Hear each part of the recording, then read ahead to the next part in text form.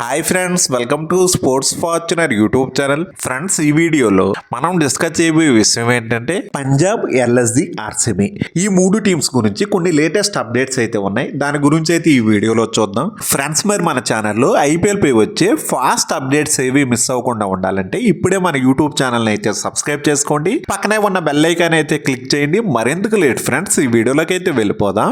First update, Punjab team owners మధ్య అయితే కొన్ని గొడవలు అయితే ప్రెజెంట్ జరుగుతున్నాయి. పంజాబ్ టీంలో చూసుకుంటే ప్రధానంగా ముగ్గురు ఓనర్స్ అయితే ఉంటారు.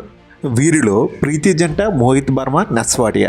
మరి ఈ ముగ్గురు దగ్గరే పంజాబ్ టీంలో ఉన్న మేజర్ షేర్స్ అయితే ఉన్నాయి.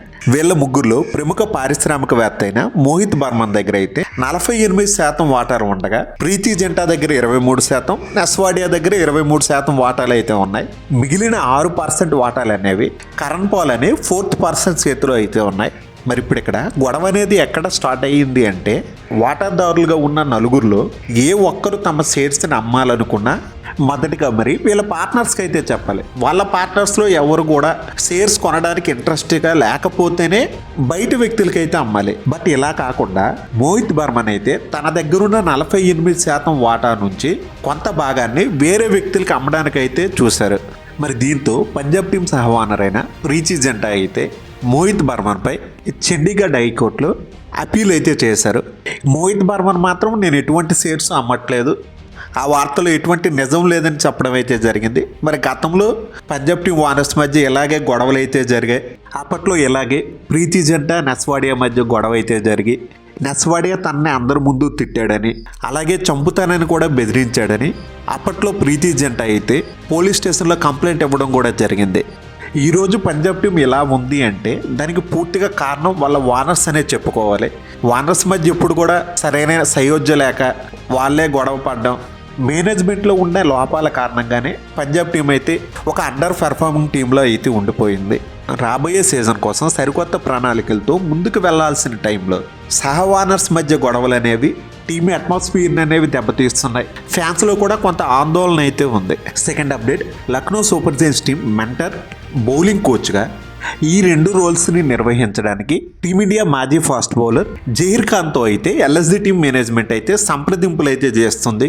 మరి గతంలో ఇదే మెంటర్ రోల్ కోసం వివిఎస్ లక్ష్మణ్తో కూడా ఎల్ఎస్జి టీం మేనేజ్మెంట్ అయితే సంప్రదింపులు అయితే చేసింది. బట్ వివిఎస్ లక్ష్మణ్కి అయితే రీసెంట్గా ఫ్యూ డేస్ బ్యాక్ వచ్చిన అప్డేట్ ప్రకారం ఎన్సీఏ డైరెక్టర్గా కొనసాగడానికి మరి తన టెన్యూర్ని మరొకసారి అయితే బీసీసీ అయితే పొడిగించింది. సో మరి ఎల్ఎస్జి టీం మేనేజ్మెంట్ అయితే జహీర్ ఖాన్ వైపు అయితే చూడడం జరిగింది. మరి ఈ నెలాఖరు కల్లా జహీర్ ఖాన్ పేరుని అయితే ఎల్ఎస్జి టీం మేనేజ్మెంట్ అయితే అఫీషియల్గా అనౌన్స్ చేసే అవకాశం అయితే ఉంది. గౌతమ్ గంభీర్ ఎల్ఎస్జి టీం నుంచి వెళ్ళిపోయాక ఈ 2024 సీజన్లో మెంటర్ లేకుండానే లక్నో టీం అయితే ఆడడం జరిగింది. కొద్ది వారాల క్రితమే టీమిండియా బౌలింగ్ కోచ్గా జహీర్ ఖాన్ బీసీసీఐ ఫైనల్ చేసిన గౌతమ్ గంభీర్ పట్టుపట్టి కూర్చోవడంతో మోర్నీ మోర్కెల్ని అయితే ఆ స్థానంలో అయితే తీసుకున్నారు. గత 3 సీజన్స్ నుంచి ఎల్ఎస్జి టీం బౌలింగ్ కోచ్గా అయితే మోర్నీ మోర్కెల్ అయితే ఉన్నాడు. ఐపీఎల్లో కోచ్గా పనిచేసిన అనుభవం కూడా జహీర్ ఖాన్కి అయితే ఉంది. గతంలో ముంబై టీంతో అయితే కలిసి పనిచేశాడు.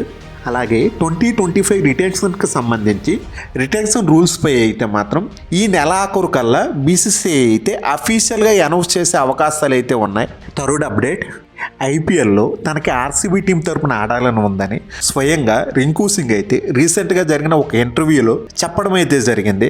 రింకు సింగ్ కామెంట్స్తో ఆర్సీబీ టీం ఫ్యాన్స్ అయితే మాత్రం ఫుల్ హ్యాపీగా అయితే ఉన్నారు. ఇంకా రింకు సింగ్ విషయానికి వస్తే తను మాత్రం ఆర్సీబీ టీంలోకి వస్తే మాత్రం ఒక సెన్సేషన్ అనే చెప్పాలి. ముఖ్యంగా రింకు సింగ్ ఆర్సీబీ టీంలోకి రావడానికి ఇంట్రెస్ట్ చూపించడానికి ప్రధాన కారణం అయితే కింగ్ విరాట్ కోహ్లీ. రింకు సింగ్ అయితే విరాట్ కోహ్లీ అంటే చాలా ఇష్టం, తనతో కలిసి ఆడేందుకు ఆసక్తిగా అయితే ఉన్నాడు. గతంలో విరాట్ కోహ్లీ అయితే 2 times అయితే తన బ్యాట్ని అయితే రింకు సింగ్ అయితే గిఫ్ట్గా అయితే ఇచ్చాడు. మరి తన ఫ్యూచర్ కోసం రింకు సింగ్ అయితే ఒక ప్లానింగ్ అయితే చేసుకున్నాడు. ఇటీవలే ఒక టీవీ ఛానల్కి ఇచ్చిన ఇంటర్వ్యూలో రింకు సింగ్ అయితే కొన్ని ఆసక్తికరమైన వ్యాఖ్యలు అయితే చేశాడు.